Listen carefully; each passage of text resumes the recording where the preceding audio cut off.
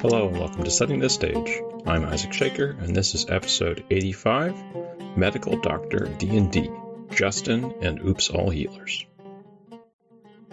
This episode is about Justin, who's the host of So You Want to Be a DM, which is a podcast that does advice parts, like talk show kind of things, and also has like actual plays.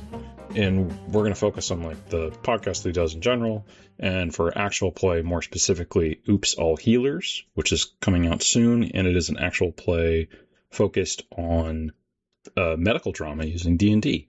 All of Justin's actual plays are quite short, only a few episodes, so it's easy to get into and enjoy the story, and then move on to something else.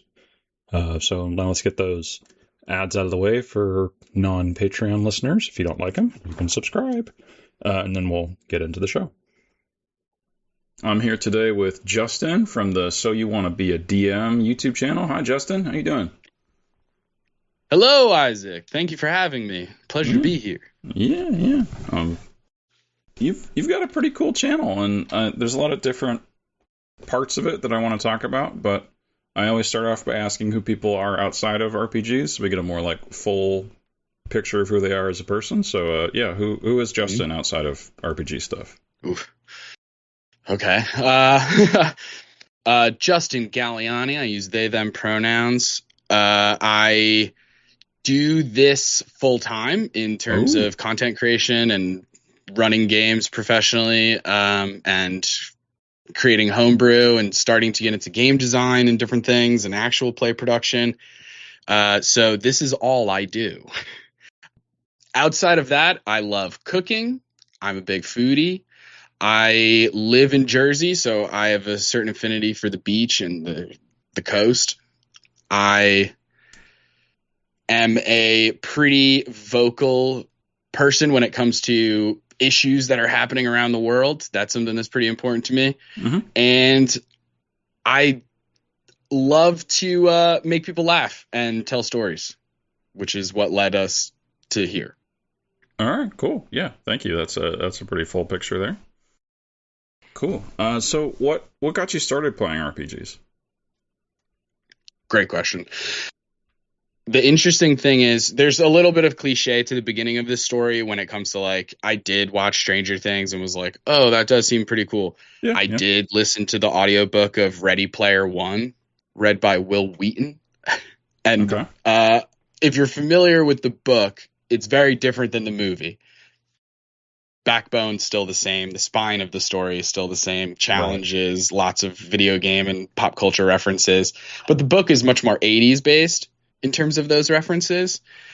And the first challenge, not really a spoiler, but it's like D&D based. It has to do with the Tomb of Horrors and a Sararak and all this crazy typical D&D lore. And I had never played D&D until that point. And I was listening to this and I was like, dang, it's just like a video game, but with pen and paper, and there's no checkpoints. There's no saving the game and trying again, right? Like, we've all done that in Pokemon. Whoa. You get to Zapdos, save the game because you don't have any Master Balls, and just try that Zapdos over and over again with Great Balls until you catch them.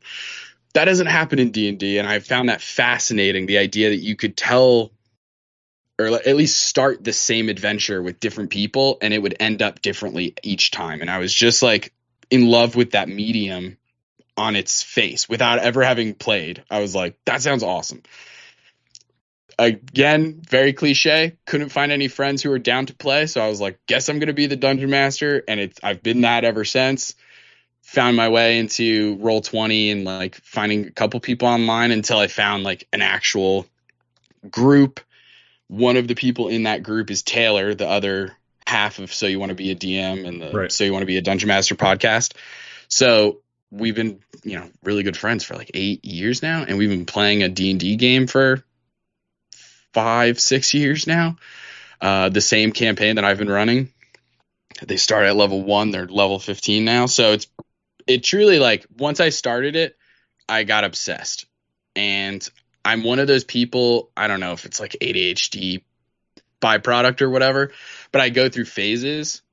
I'll watch a surf video and then I'm like, oh, I got to buy a surfboard. I got to read surf books. I got to do everything there is to be. I need to know everything about surfing. Right. And then most of those phases fizzle out. The only two that have not are cooking Although I never wanted to pursue cooking as a career. I knew that. I read Anthony Bourdain's book and was like, no, thank you. Yeah, no, just the hours are annoying.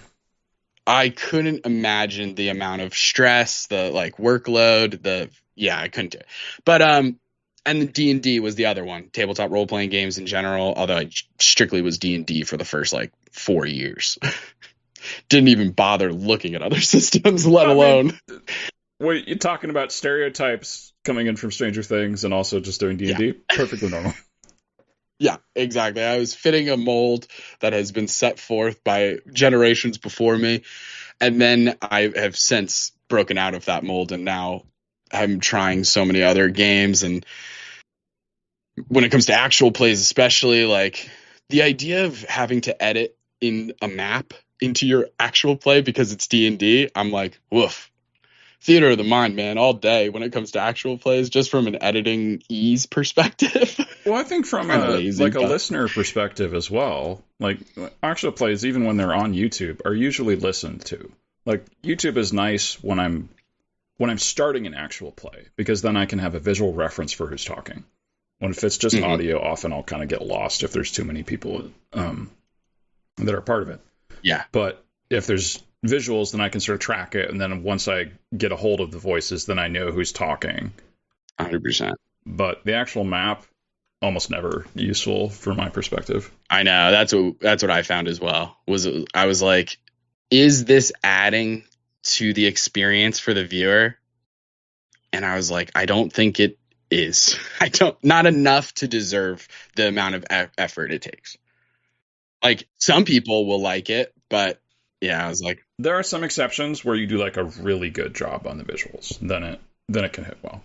I'm saying 100%. I recently interviewed someone who did do a really good job on the visuals. So absolutely, there's like a time and a place. There's like ways to go around it. It's all about like how much you're investing in that in terms of time and energy. Mm-hmm. Yeah, or finances, truly, because like if you're putting a map onto an actual play, that better be a copyright-free map, and that you're not just ripping off of Pinterest or something. So that's like an extra layer that I need to figure out, right? Like, right, yeah. Even if you have purchased it, like your own use versus like distribution through an actual play are different license like purchase things.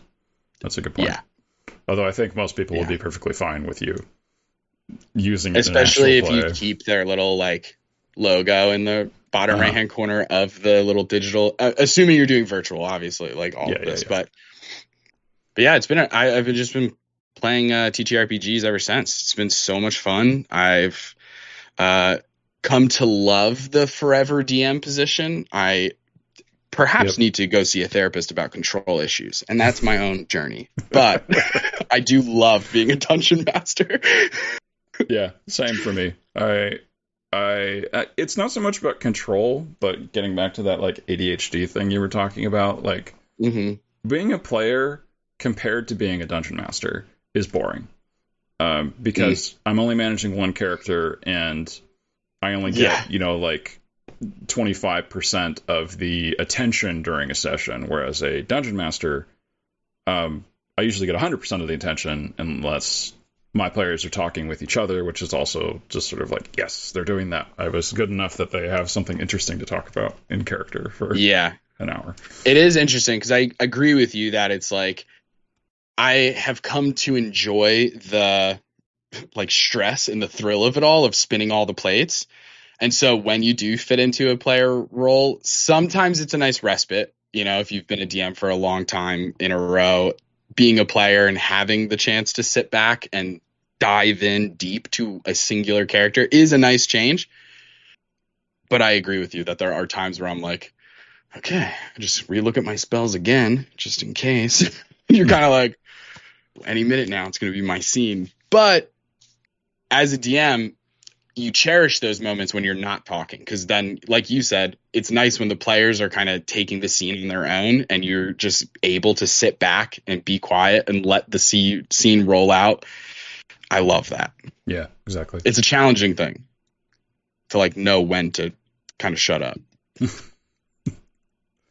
I've been playing with the same group for a long time, so it's I have a pretty good sense of when I can Just tell them I'm going to the bathroom. They'll keep going, and it doesn't matter.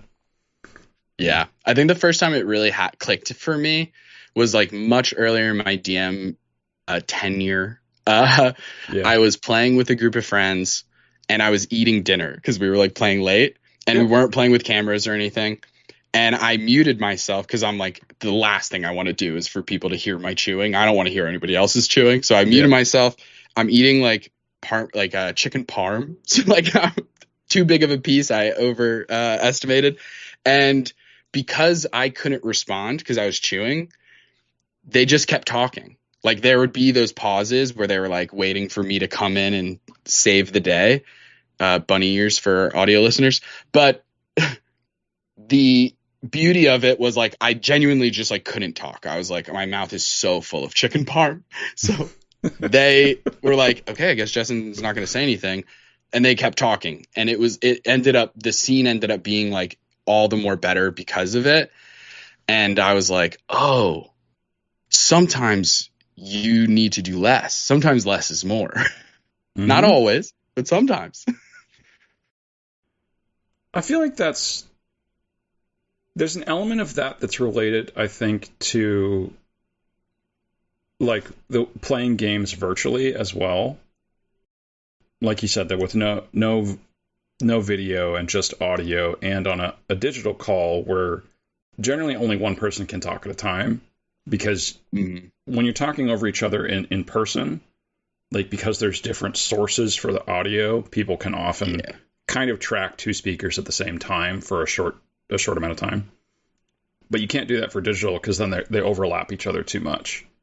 Yeah, the crosstalk. Yeah, so there is much more of this thing where you do wait for people to speak, and there isn't as much an indication that they're going to, because if someone wants to speak in person, they will physically indicate that they want to. Mm-hmm. They'll like sit up in their chair. They might even like raise a hand or kind of like some kind of fidgeting or something. Yeah, there's like body language involved, even if it's involuntary. So true. So true. I almost exclusively play virtually. There's this other component of it for virtual stuff where sometimes you have to, like, it's not exactly rude, but you have to use like a visual, you have to interrupt someone by saying like over again until they realize that you want to speak next. Because people want to finish their thoughts, but they can keep going for a while. And then you need to there's all these little visual cues that you pick up on when you're editing a podcast, that someone wants to talk. That this is sort of out there, but a lot of what my editing is preventing those little talk over signals that people do from interrupting as much for the listener, because they're important for a conversation, but they're not as fun to listen to. Yeah. It can be interesting editing podcasts. I mean, I've been doing it for years now, because even before So You Want to Be a DM, for 2 years I did a podcast with my sister, and we didn't have a niche, and so it was too broad. One episode we're like, here's our top 5 favorite Halloween candies. Next episode is like, here's our top 5 favorite Pokemon who are electric type. So broad that it just didn't work, but it taught me a lot. And editing podcasts can be crazy when there is the natural type of conversations where people do like cut each other's sentences off, or like even like being an active listener. I kind of have a tendency of doing that, of doing a lot of like, yeah, like kind of just making sure that the person knows that I'm fully like engaged with what they're saying. Yeah. But in a podcast format, it's always a pick and choose your battles in terms of editing and stuff. Yeah. How much in depth you want to go, cutting out silences or ums or uhs or filler words or whatever. It's a lot. Yeah. I am curious about the top 5 electric Pokemon, but maybe we should keep moving. All right. So you have the So You Want to Be a DM podcast and YouTube show, which is sort of half you chatting with Taylor about whatever topic you picked for the week that's RPG related. Yeah.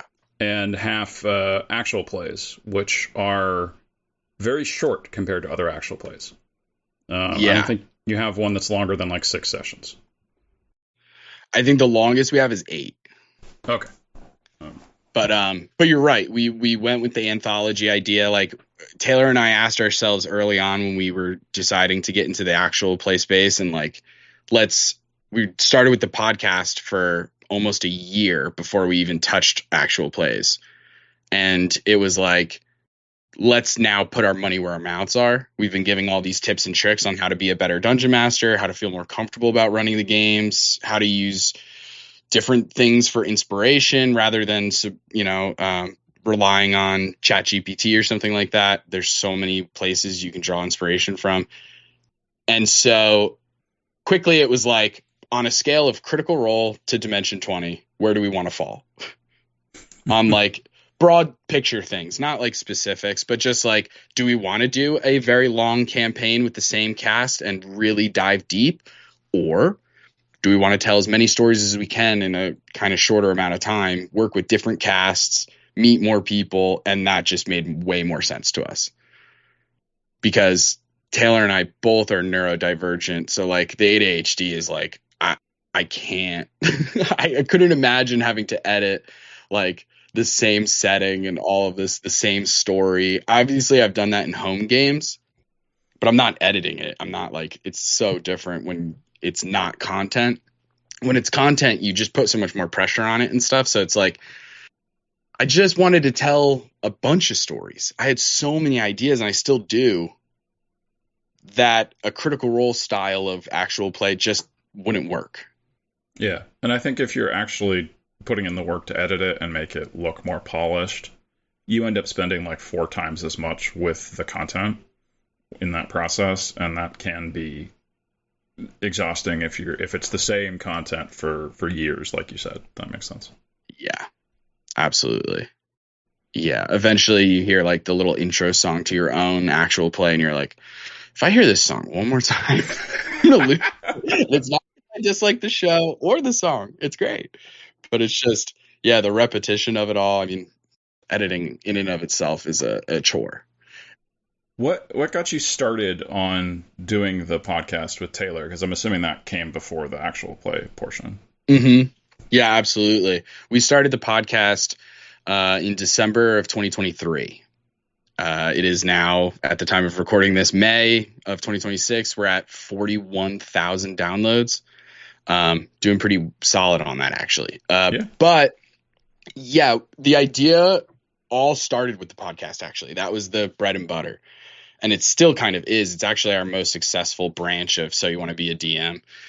The interesting thing I will say for listeners, while we do have a So You Want to Be a DM podcast that's linked to our Patreon, technically the podcast is So You Want to Be a Dungeon Master. So I took both because I was afraid of somebody stealing the DM one. But we started with just So You Want to Be a Dungeon Master as the name of the podcast. So if you search either, you'll find us, because I got paranoid and I was like, uh-oh, somebody's going to take this. So I got both. But so it started with that. It was really like, we love D&D so much. We both hate normal corporate 9-to-5s.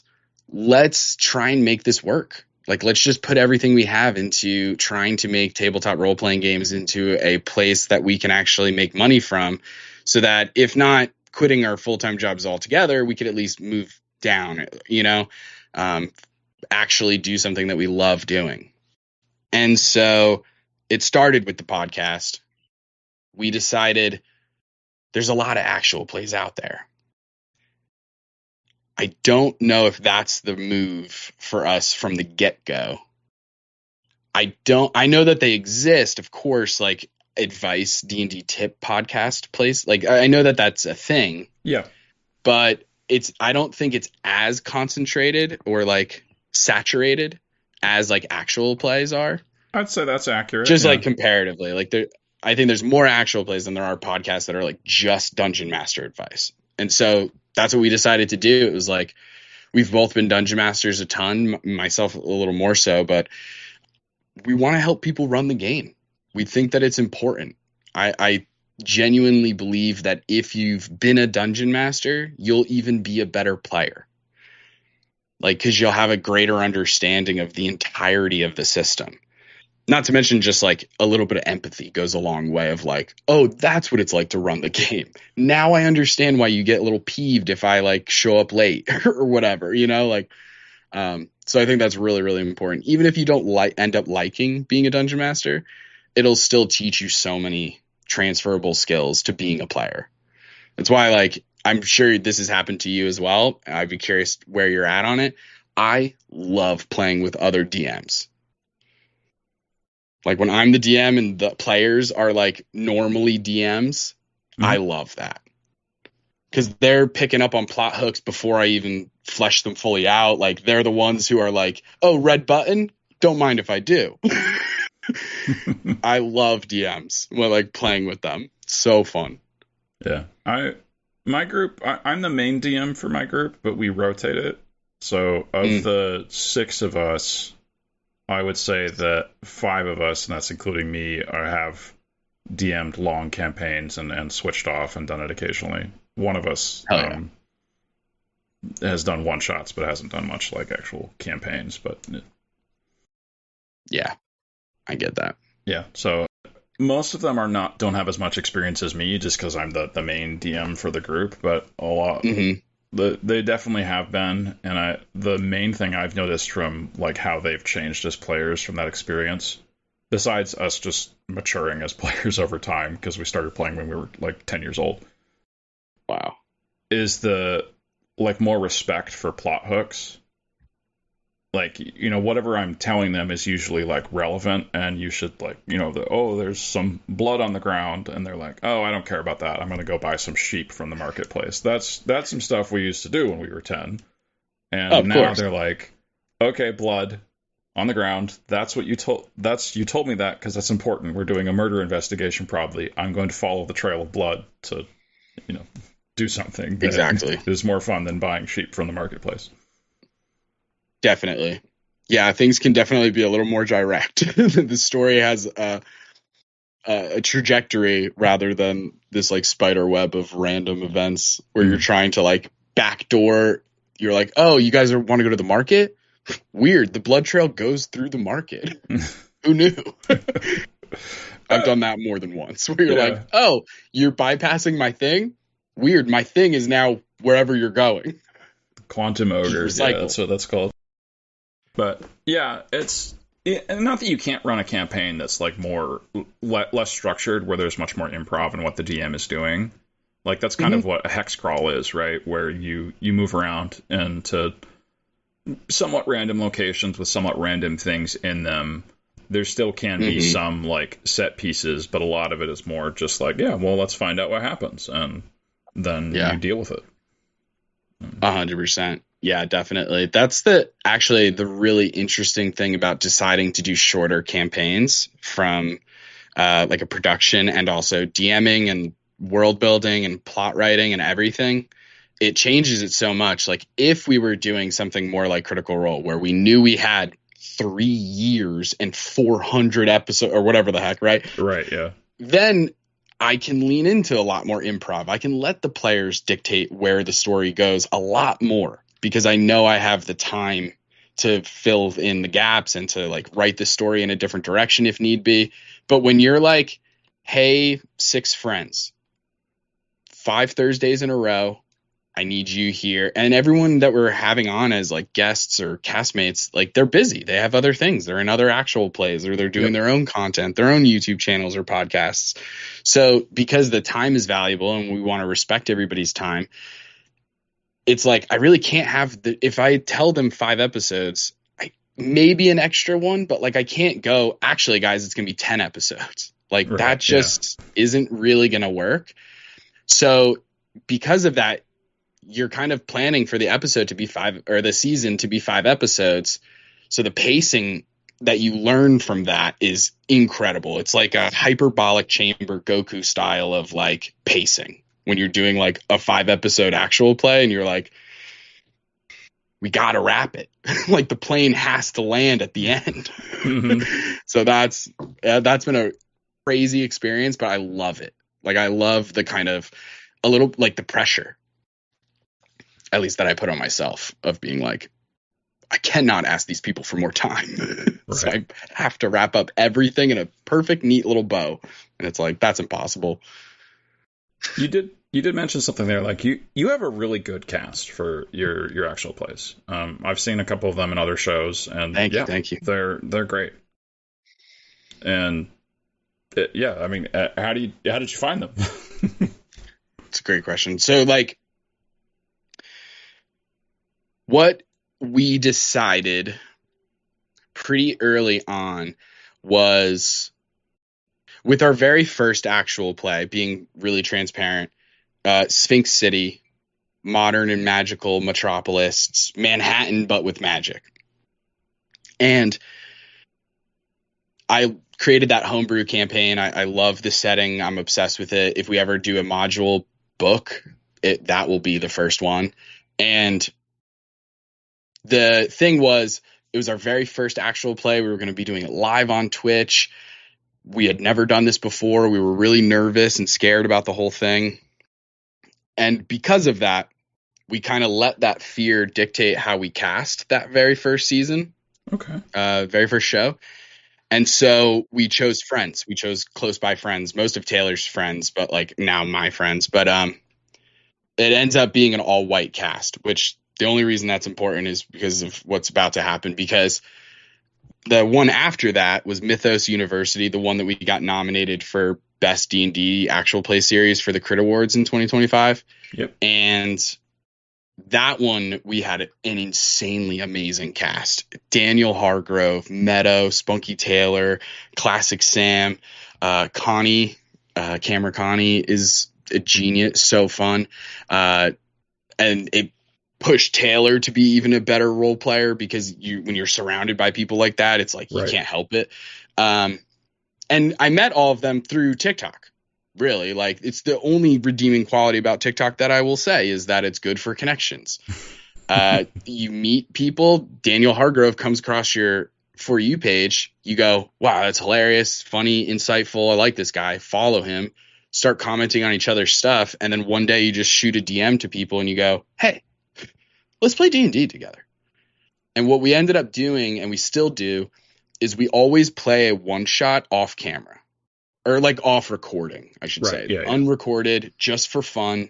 Let's vibe. Like, maybe I'm not a good fit for you, and vice versa, in terms of maybe we'll be friends, but maybe like our play styles are so different that it just doesn't mesh or whatever. And so we do that with everybody that sits at our tables.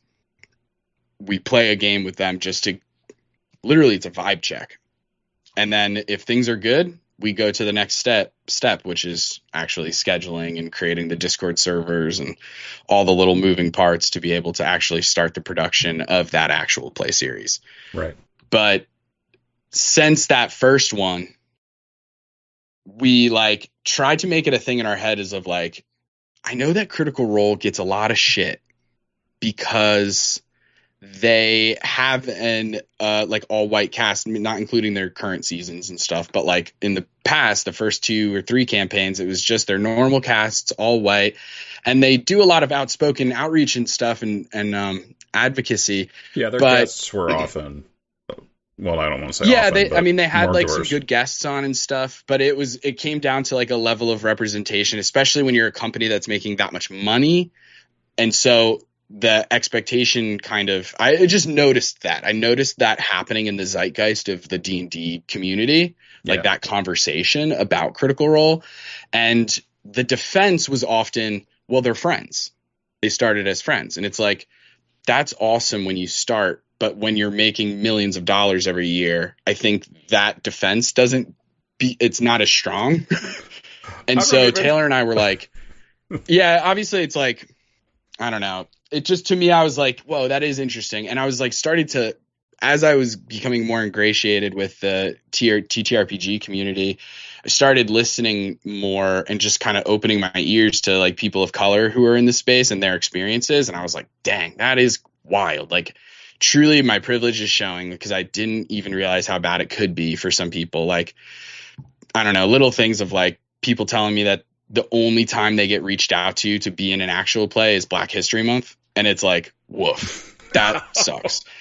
Not good. Right. So like it came down to me and Taylor talking and being like, what if we could only cast our friends, but because our friend group is diverse, our casts will be diverse. So let's view it that way. Instead of just trying to check all the boxes to hit our DEI policies, which we did establish an official DEI policy for our casting so that we hold ourselves accountable and stuff. Uh-huh. And like, it came down to like, I don't want to just reach out to a stranger and be like, hey, you're this minority. I need that. That seems icky and marginalizing and tokenization. I don't like that. But what if our friend group was what if we just had a very diverse friend group? Uh-huh. And so now that we know so many more people in the space of all different types of backgrounds and stuff, now I can just truly go down my friend list, cast friends who I've worked with, and the casts just end up being diverse as a byproduct where it's almost secondary. Obviously it was a lot of work and time went into that, and a lot of like networking and connections and like reaching out to people, and also like getting feedback and being like, hey, how was this for you? And people being like, you should put more Black people. And it was like, you're right. Let's do that. Do you have any recommendation? And boom, now we're meeting, now we're networking. And now it's like, couldn't be easier. Yeah. Like the work was very hard in the beginning, and now it couldn't be easier. It's truly like, I don't even have to, it sounds a little conceited, but it's like, I don't even have to like intentionally think about DEI because it's our friend group and our casting pool is just that diverse where it's a natural byproduct. So that's how it all started. Yeah. I was going to say, when you were talking about like Critical Role being like a friend group that started, and that's sort of a problem within racism, is that you end up getting put into sort of like neighborhoods that are all white, or, you know, like work that's all white for voice actors, because that's how they met. And that puts you into that box where, you know, these are all the people that I know, and they're all white, or, you know, they're all Black or all Asian, you know, whatever. You and I are white, so that's why I'm saying white first, and it's the default. It can be difficult to build those relationships in the first place unless you're actually trying, or you actually grow up within an integrated community or exist within an integrated community. And for sure, that means you have to build it just like you did. Yeah, I think it comes down to like, truly it starts with just listening. Like you just got to kind of have that level of empathy and just kind of put yourself out there in terms of like coming to an understanding of like that experience, even if you'll never be able to like fully get it because you're white, I'm white. So it's like, I'll never fully understand what that's like, but I can at least empathize and I can listen to these situations. And then that will inform me to this idea of like, in order to get people of color or other marginalized communities to come into my program and my cast requires them to take a huge leap of faith on me. They potentially be putting themselves in an unsafe or an uncomfortable situation because they don't know me, which is why we do those first one shots that aren't recorded or anything. That way there's no pressure. If for some reason we don't vibe and I'm an asshole accidentally, who knows? But like, then you can just privately be like, hey, I'm never going to play with that person again. And obviously that didn't happen because we're doing a good job and we like staying behind, putting our, like, not just talking the talk, but walking the walk, so to speak. Yeah. Yeah. I was then say, like, you just, someone can just look at your past work at this point and know that, I mean, they might not vibe with you, but from that perspective of, is this guy going to be like a racist asshole? They know that's not true. Yeah. I'm trying my best. Yeah. Right. No one's perfect. Everyone always has room to grow. Like, I don't care if you're John Brown during abolition, like everybody has room to grow. Nobody's perfect. So it's like, I'm always willing to learn and to like admit mistakes and stuff and like get better. And that's just, it's the same with DMing, right? It's like, I don't care how long you've been DMing. somebody could come to me and be like, I've been DMing for 3,500 years. And I'd be like, there's a chance we're just as good. The length isn't really it. It's like the substance. Well, it's also just like there's like someone that's been DMing for 2 years, I could believe they're better than someone that's been DMing for 2 months. But 20 years versus 2 years, it does, like, there's not much you learn beyond like the first 2 years in doing something. It's very minute differences. Yeah. Not to mention there's just like so many different styles of play. Yeah. Even if you are sticking only to D&D and not including any other tabletop games, there's still so many different ways to play the game. Absolutely. Well, I do want to say thank you for trying to do that kind of stuff. It's something that I've been thinking about how to do in my own work, and it's difficult. Like, I mean, finding people is easy enough, but having them be willing to come onto my show, and even then, what I'm doing is like, you know, I put people up on a pedestal, but there isn't really a community that's built out of it, and it sounds like you've been able to do that, which is even better. So, I really appreciate that. Yeah, I mean, it's I have to give a lot of credit to Spunky Taylor, actually, if I can, because she was the friend who kind of, I love this expression, the idea of like, sometimes you call people out for something like bad behavior, and sometimes you call people in. And she called us in, where she was like, hey, you've had like 2 or 3 actual plays where you only have one black person, and it's coming across, even though I know you personally and I know that you're not intending this, it's coming across like you're tokenizing. And because, like, when I read that message that she had sent me, my initial knee-jerk caveman like reaction was like, what? I'm not raised, like, typical shit, right? So then I like sat on it for an hour and just mulled it over, and I realized there's a world where she could have believed that in her head and her heart and never said anything to us and just talk shit about us behind our back and been like, oh, you see Justin, they're blah blah blah blah. But she didn't. She reached out to us privately and respectfully with a long message and aired her grievances and like told us where she was coming from and stuff. And we had a conversation back and forth. And the next day we made a DEI policy, and it's been smooth sailing ever since. But like, that took so much care from her and like compassion. I don't know. I just like, I've talked to her about it since, and like how much I appreciated that moment. Because it could have gone a different direction, but like the idea, I just really appreciated that somebody felt comfortable enough to be like, hey, you're making some mistakes and you're better than this. And so like, I'm just looking, it felt very like I'm just really appreciative of it. Yeah. Yeah. You know, like could have just as easily been like, all right, I'm not going to take the time. It's not my responsibility that Justin's So You Want to Be a DM thing goes well. Right? Like, she could have just as easily let us hang ourselves by our own petards or whatever. And it was like, no, she felt some kind of kinship where she was like, I want Justin to succeed and get better. And so the fact that she did that is why we're at where we're at. And so, yeah, I have nothing but so much gratitude and appreciation for Spunky Taylor. All right. Well, yeah, I'm glad that you did. Yeah, me too. Because it's been a freaking blast ever since. Now it's like so many cool people having at the table. It's always fun playing with different like identities and people who have different backgrounds just because of their perspectives on like storytelling and stuff. You know, even if hypothetically, you could play with like a white person who's been like maybe grew up differently than you, and still you'll find that different perspective. But it really is like the more diverse people that you play with, you'll be surprised at some of the stories and storytelling techniques and the character development. And it's just like, man, it opens up your world. Yeah, which is crazy because we're playing fantasy games. Well, so before we started, I asked if you wanted to talk about your own identity in this episode, and this seems like a good spot to do that. So how did you want to talk about like being, you introduce yourself. So I identify as bisexual and non-binary, which is why I use they, them pronouns.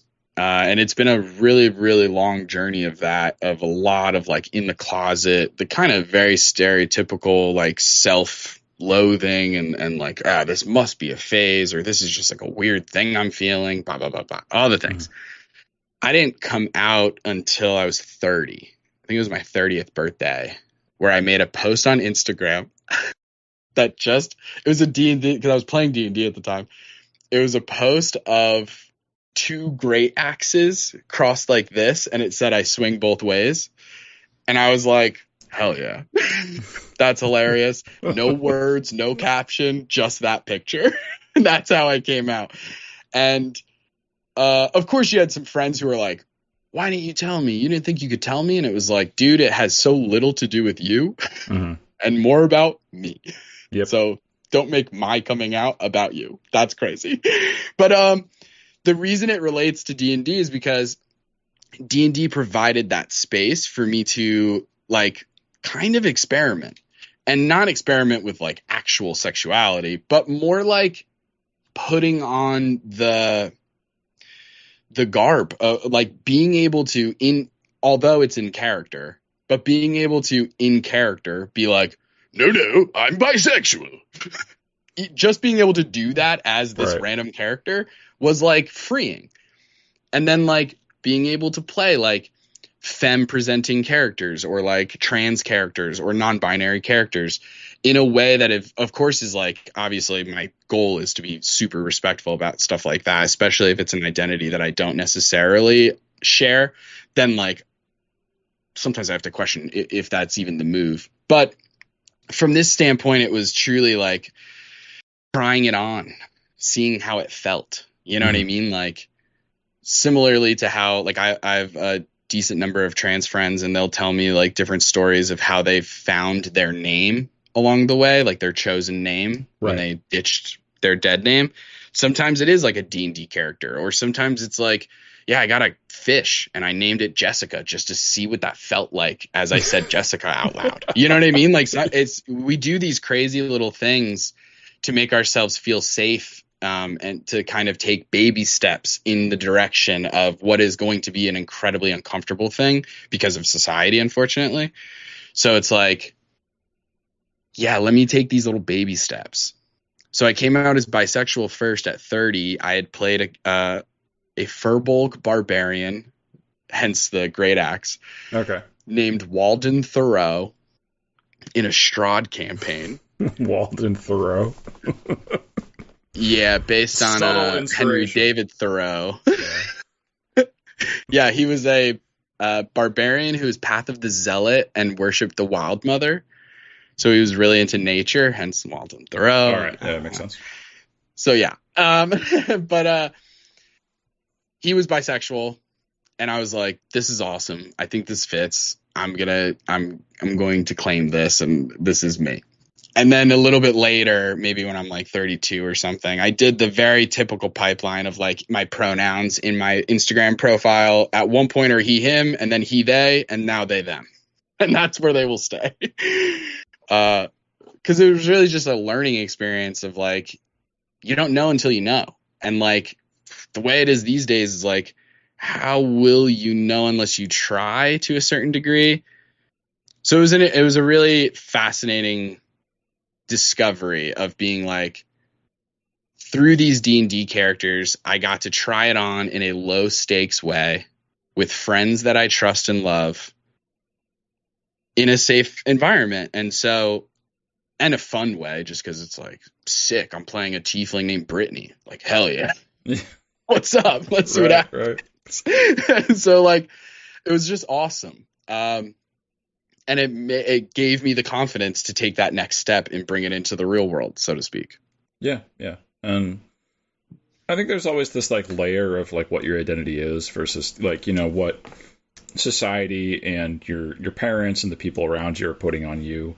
And then you, once you're like more independent and start thinking about it and doing it through D&D, or I think people also do that through acting, which, you know, is similar, like you're putting on a role.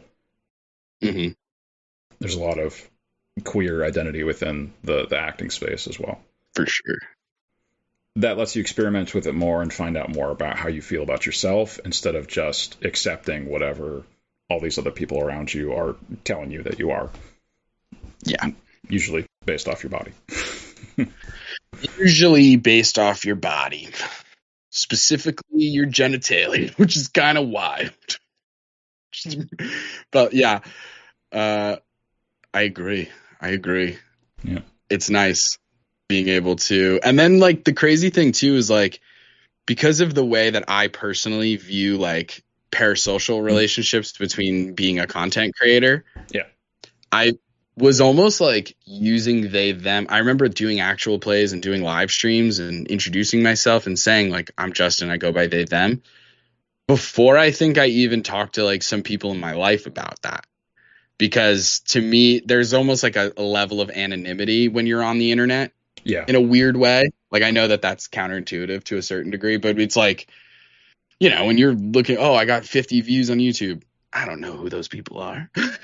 They're strangers to me. So I don't really care if they, yeah, I don't really care if they're into the they, them or not. Cause God knows I'm always going to get some BS hate out there. Like that just, unfortunately, it comes with the territory of being a content creator. And then you add in the fact that I have nail polish on, God forbid. You know what I mean? Like, ugh.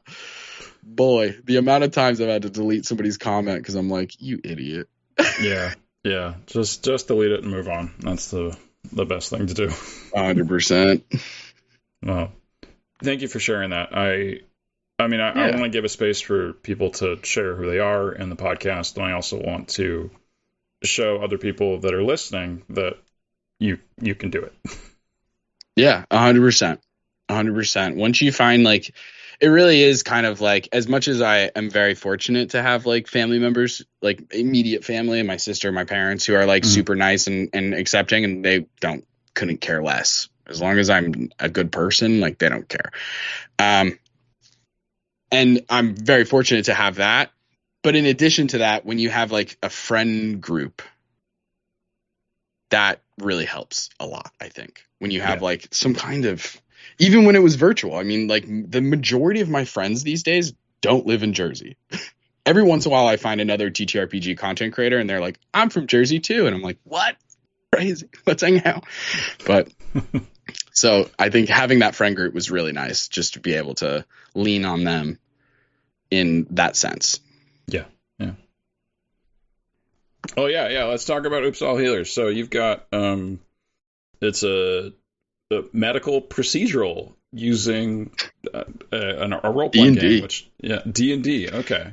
It uses D&D, believe it or not. Yeah. And I know what you're thinking. Is that a good idea? No. Did I do it anyway? Yes.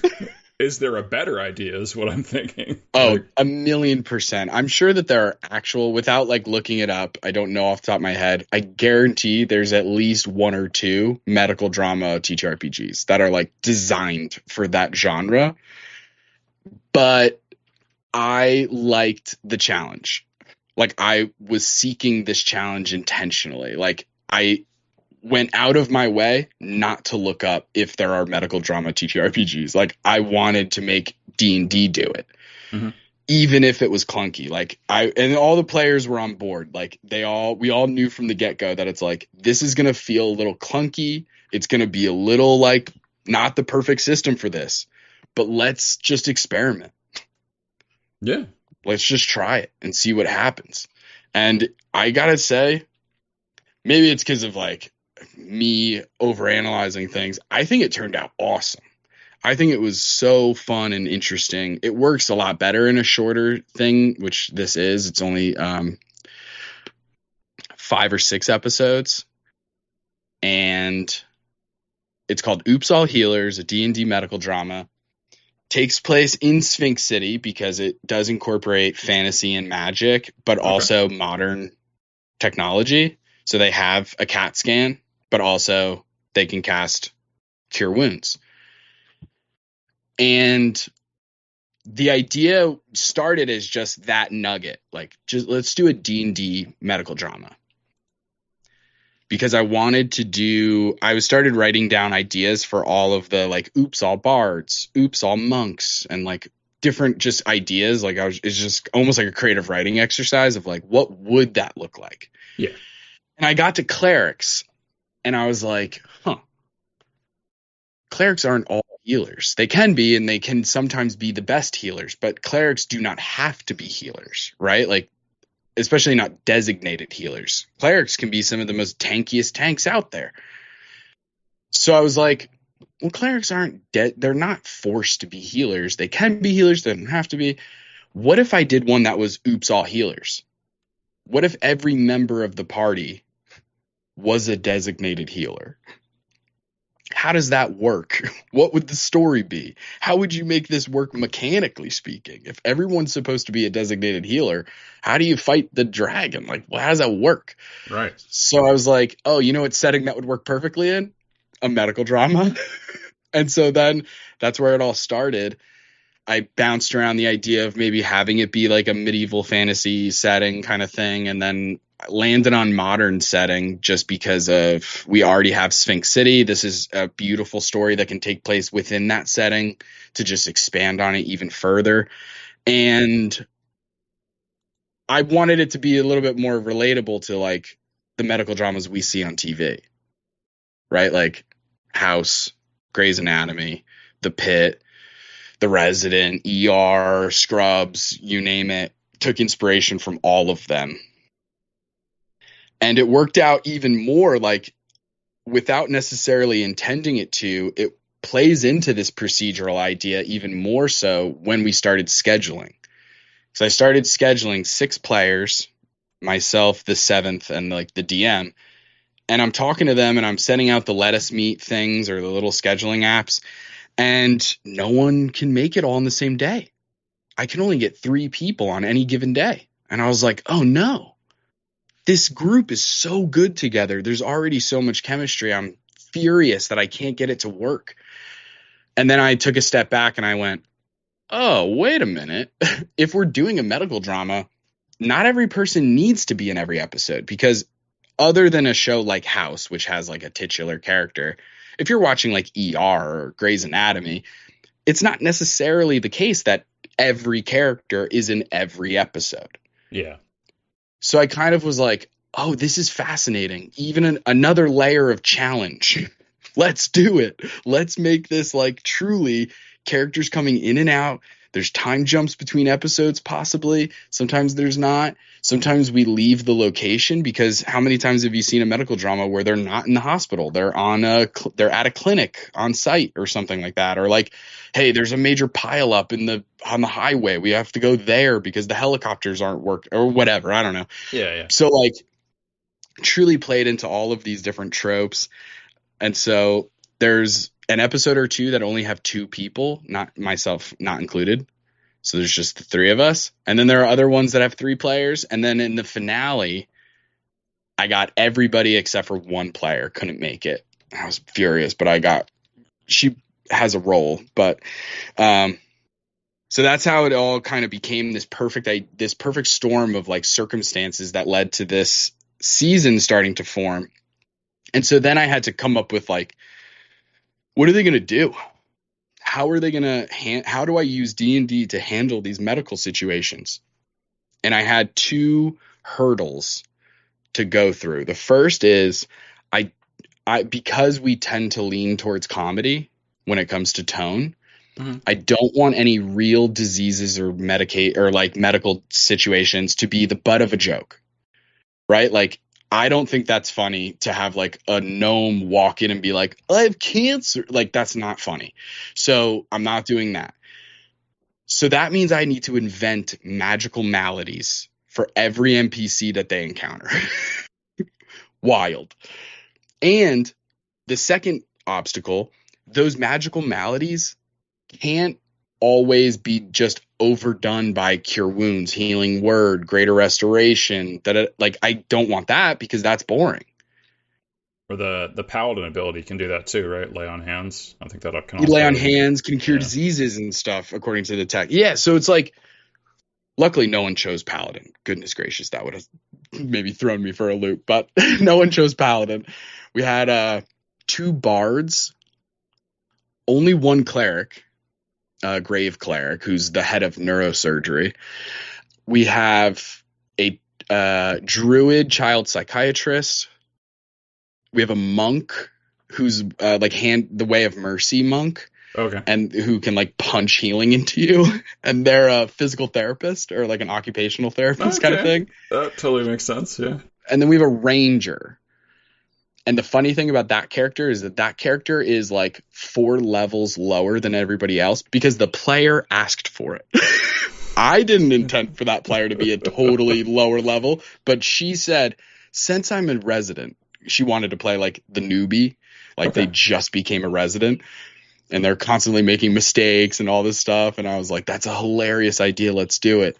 And she was like, so I think I should be level 3 instead of level 7 like everybody else. And I was like, if you want to do that, I think it's hilarious and I'm down for it. But just heads up, it's going to like hamstring you sometimes. But it ended up being beautiful and so fruitful for so many situations because, the way the relationships play with each other and the hierarchies inside of a hospital.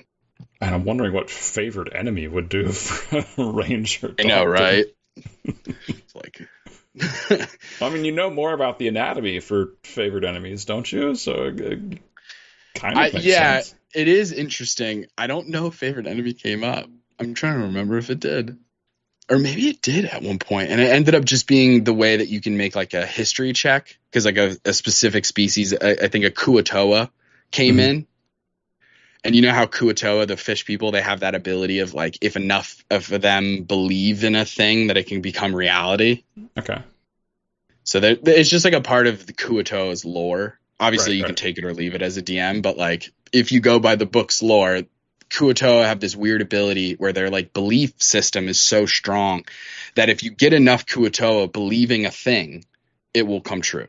Like they can create their own gods. Because if one Kuatoa is like, whoa, that giant toad, I think that might be a god. And then they get their friend to believe it. And then pyramid scheme, all the people in the village now believe that toad is a god. It becomes a god. So they came in and a weird situation happened where they were spreading rumors through Fishbook instead of Facebook and lots of puns. Oh, right, because it's more modern. Okay. Yeah, it's more modern. So it was just so much fun. The whole show, those 2 challenges, though, of like creating magical maladies that can't be overdone by simple spells was a fun challenge, but a challenge all the same because I think I did one example was the classic from a Rugrats episode. I'm 35. I don't know how old you are, so maybe this 35. Reference will hit you. Oh, good. So there's that Rugrats episode where Chucky eats a watermelon seed and he's afraid because Angelica tells him that it's going to grow into a tree inside of his stomach. Yep. This is D&D medical drama. What if that happens? So a guy came in with a tree growing out of his belly button and he was like, I ate a seed. And they had to figure out how to do that. Another one was there's a very real disorder called autobrewery syndrome. Yep. Where your body, it's like an autoimmune thing. You create yeast in your stomach and it like creates alcohol. And so you can get drunk even when you're not drinking. It happens in almost every medical drama. They do an episode on it because it's a slightly interesting disease. So I changed it to autoconfectionery syndrome where your body is turning things into sugar. So this guy came in and his like fingernails were turning to peppermint bark and like his breath was like very sugary and sweet. And they're like, if we don't fix this guy soon, his heart is going to turn into like a jawbreaker and we need to get this guy. And so that became one of the things that they had to solve. Another one was like, you know how hags in D&D have like, there's like lore from actual folklore and then there's lore about hags that's like D&D specific. And there's D&D lore about hags, about how they reproduce. And one of the ways that I've read in like a Volo's supplement book was that they steal children as infants. They will return the child, but then on the child's 12th birthday, they turn into a full-grown hag. And it's just because hags in D&D love the misery and all the, chaos. Yeah. Yep. So I had a patient come in on her 12th birthday, and they had to stop the transformation, and it was amazing. I think that's like episode 1, actually. So I won't go over how they do it or how it works, but man, it turned out awesome. It was like and because I'm like putting all this on them, D&D doesn't fit a medical drama perfectly. It fell on me as the DM to be very like interesting and like open to the interpretations of how spells would work. So for example, I allowed the head of psychology to use detect thoughts as a like mind palace that they could share with their patient. So it was like just interesting interpretations of the spells, like descriptions and stuff, kind of like bending the rules when it made sense to without losing the stakes or like setting a dangerous precedent for later or something. But it truly is like such a fun story. Each episode has its own little conflicts, but then there's overarching conflicts across the entire series. Mainly in the name of, because of course I gotta do some kind of silly Brennan Lee Mulligan style anti-capitalism thing. So the enemy truly is the owner of the hospital, because it's a private hospital, so they turn people away all the time. And the other one is the insurance company, which I named Integrity Insurance, because of course. Of course. Of course they're called Integrity. So that was kind of the bag, was like, of course I'm going to ramp it up. It's not just like they're doing normal insurance things. Mind you, I filmed this forever ago. This was filmed end of summer 2025. Ooh, all right. So before Luigi Mangione, okay? Just want to make that clear. But I did vilify a couple insurance reps hard in that show. But they turned out to be like literal monsters, not just figurative monsters. It's just D&D, of course. Yeah. You can have it be a suffering demon that enjoys it, and that's why they're doing it. Okay, that's cool. Yeah. I feel like a lot of what medical procedurals have in TV shows is like the difficulty is in trying to find out what the cause of the symptoms are. And it sounds like in some of the cases you've transitioned more to how do you fix it, because you have all these like fix it buttons in D&D, like you talked about, like, cast this spell and the problem goes away. Yeah. And the insurance needs to pay for it, because a lot of the more expensive ones have expensive material components, which I guess could be its own problem. It sounds like you've moved away from what's the problem to how do we fix it. Is that an accurate take? I think I put more emphasis on how to fix it. There is like always not always, but like for some of the cases that they see, there is a case of like what is happening. I would allow like sometimes just an ability check to kind of at least get the ball rolling in terms of like, you think that this is what's going on. But it was fun because there are other circumstances. It really is a case by case basis. Like, for example, with the little girl turning into a hag, they had to talk to their parents because the girl was in so much pain that like she couldn't really talk. So they had to go talk to the parents. Oh, the parents only speak Gnomish. Go get the resident, who's kind of a bumbling idiot. He's got to translate. So he comes in there. He's like, okay, I need your name. I need the date of birth, blah, blah, blah, filling out all the forms and stuff, prior things. Is she on any medications? And her birthday. Oh, she's turning 12 today. Today is her birthday. She's turning 12. Interesting. And you're saying that she went missing as a kid, but then returned the next day just on your door. Interesting. And then once that information gets revealed, then they're like, oh, it sounds like a hag.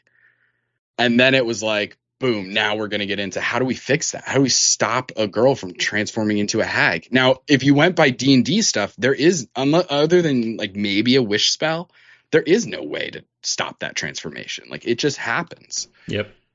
So how do you stop it?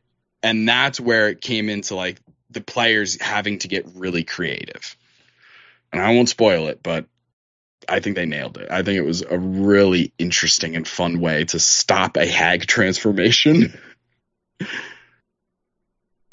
Well, yeah, cool. I feel like there's more questions I could ask, but like inevitably it gets into spoiling an episode. So, but it was so fun because there's a lot of relationships. There's a lot of like, for example, like, because again, I'm trying to evoke the genre that I'm pulling from, but also put my own twists on it. There's that Hence, personal D&D drama and fantasy. Yeah, there's like moments where we meet in episode 1. One of the characters, we get to meet their ex-wife. And things are interesting. Things are really cool. For people who don't want spoilers, skip the next 30 seconds. For everyone else, here we go. One of the episodes starts with the two of them in bed. Like the next like I'm on, like the sun is rising and the two of them wake up in the same bed and you're like, I thought you guys were exes. Like, what the heck? And it's just like, that's how we start an episode.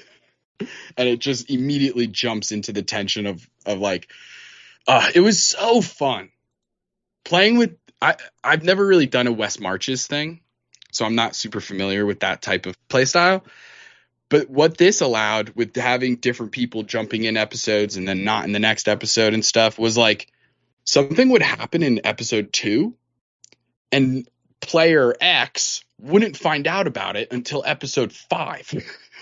So it was like, wait a minute, you got back together with your ex? That's crazy. It was like, oh, that happened 3 episodes ago. The audience knows that already, but this character and the player are finding out at the same time in real time. And so the reactions are all authentic. So that was just, man, it really did work out. Like all these weird circumstances ended up being an advantage. Yeah. So fun. And now I'm like, man, I can't tell you how long it took me to figure out how to put an EKG on the overlay. Oh, yeah. So I have an actual it's like, obviously it's just a GIF, right? But like it's a EKG going around the thing and it's like a blue line. And then my plan is during combat scenes, quote unquote combat scenes, because there aren't as many combat scenes as you would a normal D&D campaign would have. But there are some. And when those ones happen, the EKG gets a lot faster and it turns red. The amount of editing it was truly was like, oh, that's an interesting idea. What if I did that? And then I was like, oh, that's going to suck. For editing, that's going to suck to do that. But it's such a good idea. I kind of have to. Gotta flatline it when one of them goes unconscious. Exactly. Yeah, right. Does anyone die? We'll leave that for the spoilers. I'm not sure. It's been a while. That's the weird part, too, about having these things in the tank that way. Like you're talking about podcasts and having like a buffer, having a library of content that you can go through. Yep. Man, it is crazy when like so you're doing other things, so then you get to it and you're like, that's right, we did talk about this. Whoa, forgot.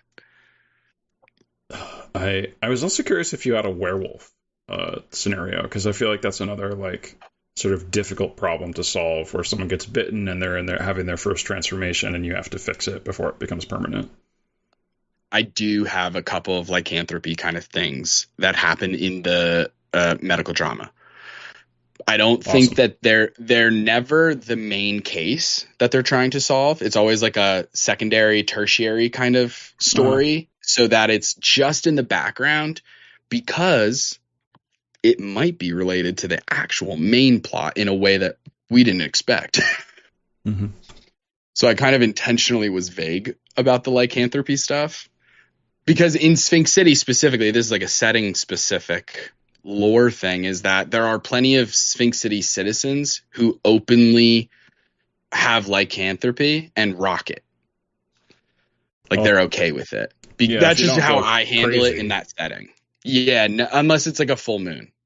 Yeah, and then lock yourself up. Then they might have to just like lock their bedroom. Yeah, like get the extra precautions. But ordinarily, most people are kind of cool with it. Like they don't care. I think even the anesthesiologist, actually, who's like, his name is Dr. Dreams, because he's an anesthesiologist, and McDreamy is like, the doctor in Grey's Anatomy. But I think he's a were-tiger, because it was just like, why not?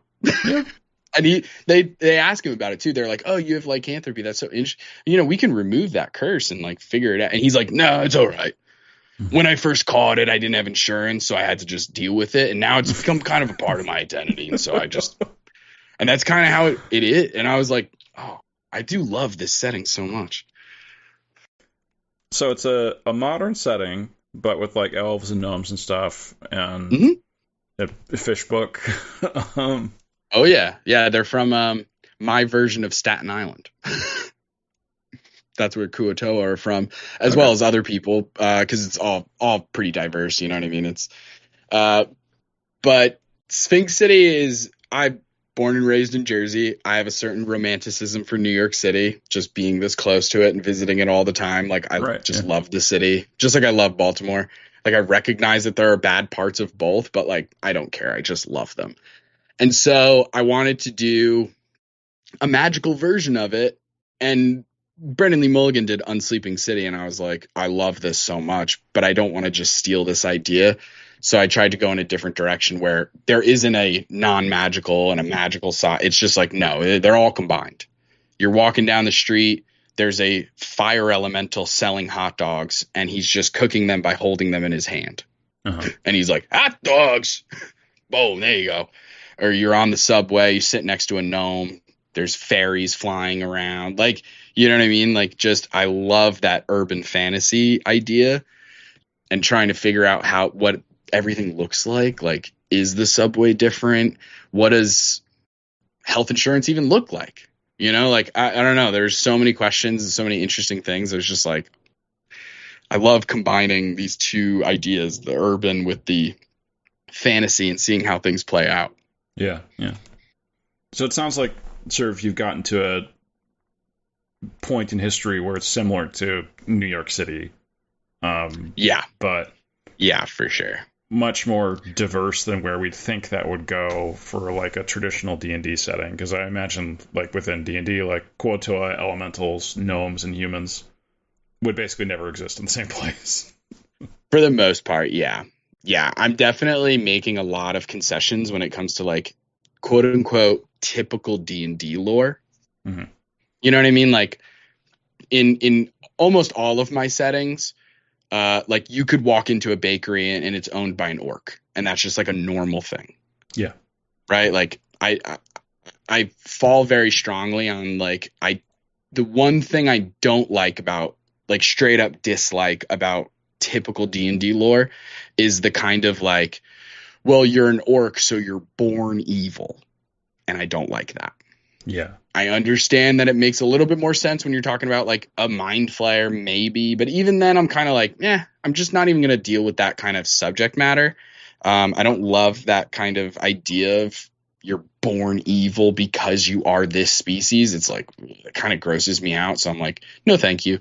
So Sphinx City is the perfect place for that because it is the metropolis. It is inspired by New York City. Talk about diverse, right? Like they have all the different neighborhoods, and we even took that to the next level where like in New York, there's a famous neighborhood called Little Italy. I'm sure there are also Little Italies all over the place, but in New York specifically, there is one. We changed it to Little Feywild. Oh, okay. And so the idea was if your character can speak Sylvan, they're practically speaking Italian. And so we just made this weird idea because we thought it was funny. And I'm Italian, so I feel like I'm allowed to do this. Is like combining Fey and Italy into like one thing. Like if something isn't authentically Italian, then that means it's not authentically Fey.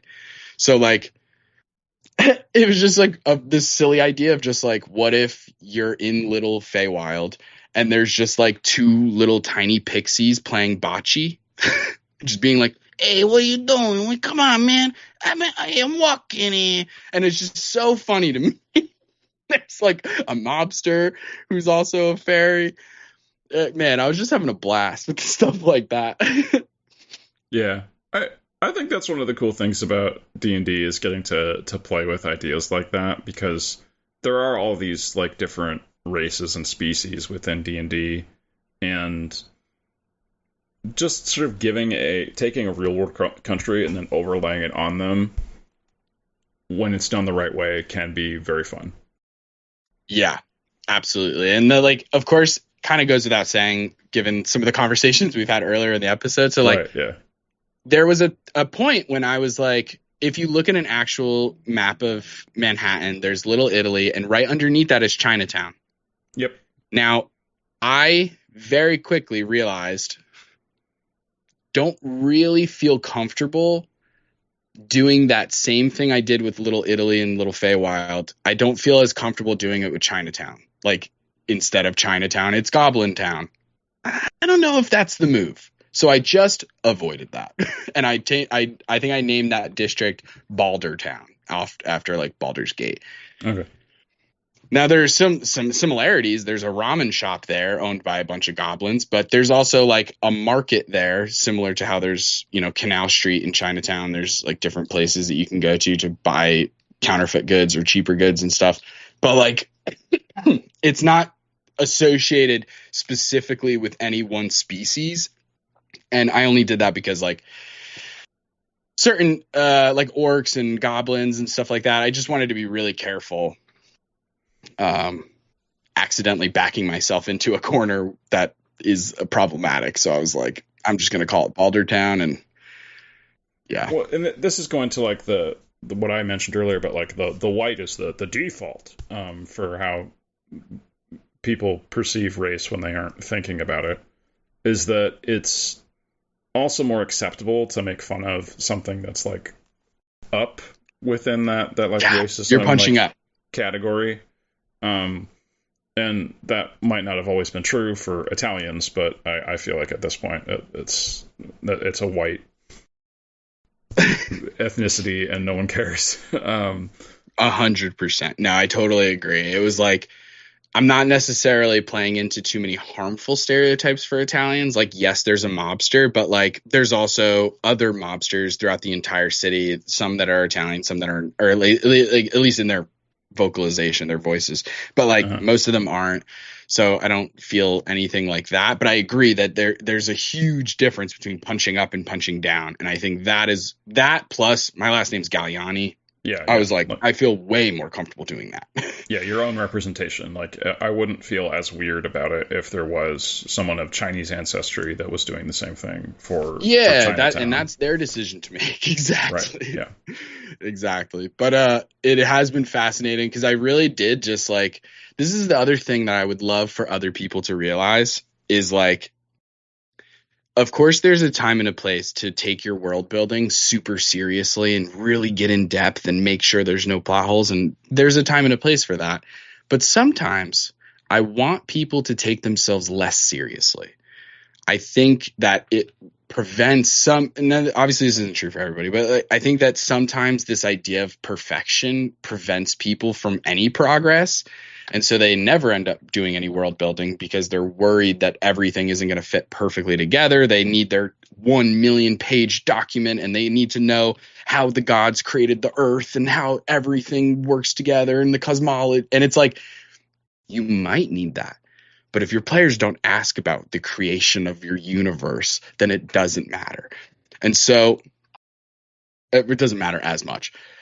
So for me, when I was making Sphinx City, and this might surprise some people, but I took a map of Manhattan and I changed the names of each of the neighborhoods. Midtown West became Minotaur West. That little district is known for all of the street lamps are a little bit higher. The benches are a little bit higher. The buildings a little bit bigger because that's where a lot of tall folk live. Minotaurs, furbolgs, Goliaths. That's just where they usually live. Greenwich Village, Gnome Witch Village. That's where a lot of short folk live. Okay. Yeah. It's not that a Minotaur can't go into Greenwich Village, of course. They just might be a little uncomfortable in the booths of the diner, right? Like, not that you're not allowed there, of course. And then, like, Times Square, Sphinx Square. Central Park, Midling Park. Some I kept the same. Financial District I kept the same just because it genuinely made sense. Upper West Side, Upper East Side I kept the same. But, like, Little Italy becomes Little Feywild. Chinatown becomes Baldertown.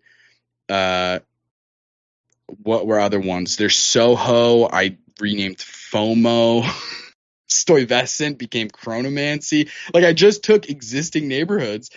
If I couldn't change the name slightly, then I had changed it in a bigger way. But then that helped inform me on what's in that district. Created a massive document of all the different locations. I need a couple bars. I need like a public library. Okay, I need a general hospital. I need the police stations. Where does the mayor live? All these different things. And then now that I have the map, I can just plop them inside. And then it built out from there, because now I'm filling in these locations with NPCs. Those NPCs now are connected through different, webbings and stuff. And then from there, it was like, okay, there's an evil pharmaceutical company called AstraZeneca. And there's also an evil shipping company called Excelsior. And there's also, like, here's this other thing. And the main villain, his name is Zusk Burgos. I'll let the listeners decide which 3 billionaires whose names I combined to make that villain's name. But Zusk Burgos is just the names of 3 real billionaires all combined into one name. Yep. And that's our villain. So, like, pretty on the nose about it. Yeah, in terms of the anti-capitalist message. Yeah. It's not subtle. I mean, even medical dramas will bring in characters that very much feel like, oh, this is meant to be that type of person. Just doing it in an RPG campaign, sure. You can be even more overt and funny about it if you want. And yeah, absolutely. It was a blast. It was like truly so much fun. I think Sphinx City, we also have underneath Sphinx City in the sewers. I don't know if you're familiar with the like old wives' tale kind of cryptid adjacent story of like people would get alligators or crocodiles as pets, little baby ones, and they would start to get too big, and so they would flush them down the toilet. And now there's a giant crocodile living in the sewers. I love that story. So naturally, there's an entire city underneath Sphinx City called Sewer City, and it's just crocodile folk. And they live in the sewers. They have their whole like compound, whatever you want to call it, village. And they exclusively run their economy off of cryptocurrency. And it's called shitcoin because it's sewers and it rhymes with Bitcoin. I don't know. It truly was like, these are the types of things I mean when I'm like, don't take yourself too seriously. All right. Because like, so many years have passed since the invention of shitcoin, and I wouldn't change a thing, even though, yes, it started as a joke. Of course, it was a pun, right? Like one person in the group just out loud went Bitcoin, more like shitcoin. And I went, that's what it's actually called now. Now that's the official name of the cryptocurrency that the villains are trying to get. Okay, write that down. Got it. And Got it. Sometimes it's as easy as that. Not saying it's always perfect, but sometimes I think that there is like a level of like, it doesn't need to be so serious. Like, we're not writing novels for classic literature that are going to be scrutinized under a microscope. It's like most of the time people are just playing with their friends. No one else is even going to see it. Even for actual plays, I think sometimes people take themselves a little too seriously because you're like hamstringing yourself or like not allowing yourself the full breadth of possibilities when you're closing yourselves off to like only what perfectly makes sense. And it's like, you never know. Is there anything else you wanted to say or have me ask about for the setting for the show or the episodes? I don't think so. I did want to ask about the mechanics for it. Like using D&D, like, did you come up with anything new for how to handle it, or is it just basically like, using the rules as they are? Mostly using the rules as they are. I mean, other than like heavily employing the rule of cool at times with like stretching spells and stuff like that. Like normally detect thoughts would only let you just read a person's thoughts. But like, what if you're in a situation where like you're in a public setting and you're trying to have this like private conversation with somebody almost like telepathically, but you don't have telepathy? If you waste a second level spell slot on detect thoughts, I'll let you like get in there. That's not how that spell works at all. But given the circumstances of like what everyone was facing in that moment, I was like, that makes perfect sense to me. Let's do it. You can create a little mind palace between you and this person where you're like having these shared thoughts. I was like, I like that. Why not? So I didn't add any mechanics. All I did was rely on the rule of cool pretty heavily. All right. So pretty typical, honestly. Yeah, really. It was like, I don't add a ton of mechanic other than like homebrew stuff here and there with like a homebrew magic item or something. I might employ a new mechanic, but when it comes to like bigger picture things, I don't add a ton of mechanics unless the setting really calls for it. I'm trying to think of an example of that even. Don't even think I have one. All right. Yeah, really just rule of cool. Cool rule of cool. Well, yeah, I think we can start wrapping up then. I always finish off by asking for what bit of DMing advice you give other people, and I think you did cover it a bit before. If you want to do a short bit again. Yeah, I have plenty of DM advice. Plenty of DM. That's how I pay the bills. Exactly. So I would say my favorite pieces of DM advice are: don't take yourself too seriously. Like, have fun. The fun of you and your players, and that "and" word there is doing a lot of work. You and your players. The DM is entitled to fun just as much as the players.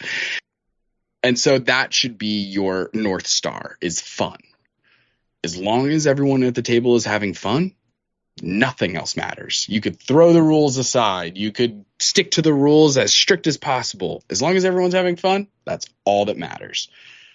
The other little piece of advice I would give specifically to Dungeon Masters is start working on inspiration or being inspired or finding inspiration from as many different sources as possible. Because I think that's when you can start to really get creative. When you're like, okay, I just watched One Piece. 1,000 episodes later, I got a pirate idea in my head. But I also just watched, I don't know, The Lazarus Project on Netflix, which is like a time loop kind of British show where there's like a literal checkpoint of like, oh, the mission failed, the world blows up. Don't worry, you go back to the checkpoint, but you still have all your memories. Now, what if I combine those into a pirate time loop adventure? And so I think diversifying like the media you consume is like just so helpful. Like, I can't tell you how many notebooks I have with ideas for actual plays that would probably never happen because I don't have enough life to live. Oh man. Yeah. I have ideas so for days. Like, man, I'm still trying to crack Severance. I have a weird idea for a Severance thing, like the Apple show. I'm still working on it. It's still incubating. What if we use 2 casts? 1 cast for the innies and 1 cast for the outies so that they literally don't know what the other person is doing. But talk about a scheduling nightmare. Oh, man. That would be such a cool idea. I think that would be awesome to just be like, yeah, hey, so your character just came out of the work or whatever. You're missing your arm. You don't know where it is, but you have no memory of how you lost it. I'm just like, what? Yeah. What is the job? You're like, you're not allowed to know. I think another difficult part for that is that sometimes like the innies and the outies meet each other in the show, right? I know. So that's even harder scheduling problem for that. But man, that would be so cool. I know. I've been really sitting on that idea for a long time. I'm kind of waiting until like they announce a season 3 so that the timing, like from a promotional, I hate that I have to think about stuff like this. The least favorite part of my work. I do too. But like, yeah, I was thinking about, man, the timing of that, of having that come out at that time. Same with like Avatar: The Last Airbender, like new seasons and new movies are coming out. And that's another TTRPG that we're like, oh, what if we did that? And it came out around that time. But timing that, the scheduling, everything, man, it's so hard. But we're chugging along. We'll still be here. All right, cool. Well, where can people find you? So you can find us pretty much everywhere at So You Want to Be a DM. That would include like YouTube, Patreon, Twitch, TikTok, Instagram, Blue Sky, um, and all of those places. And then for podcasts, like we said during the episode, there's So You Want to Be a DM, which is just an offshoot. I claimed the name just for the sake of it. You'll find most of the episodes on there, but the real one is So You Want to Be a Dungeon Master, and you can find that everywhere you find your podcasts. And for the last 30 plus episodes, we've had video as well. So those are available on the YouTube. All right. And you'll appreciate this, Isaac. If you watch the video versions, you'll notice how little editing goes into it. It's like an overlay, and that's it. I have seen it. Intro, outro. Yep, pretty simple. That's all you need. It's the only way I can do it. All right, well, cool. Thanks, Justin. This was really great. It's good talking to you. My pleasure.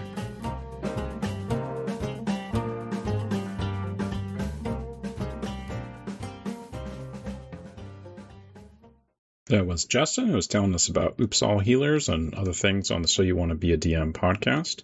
Oops All Healers is out now. It's on YouTube and on podcast apps under the So You Want to Be a DM channel, or So You Want to Be a Dungeon Master. All same thing, really.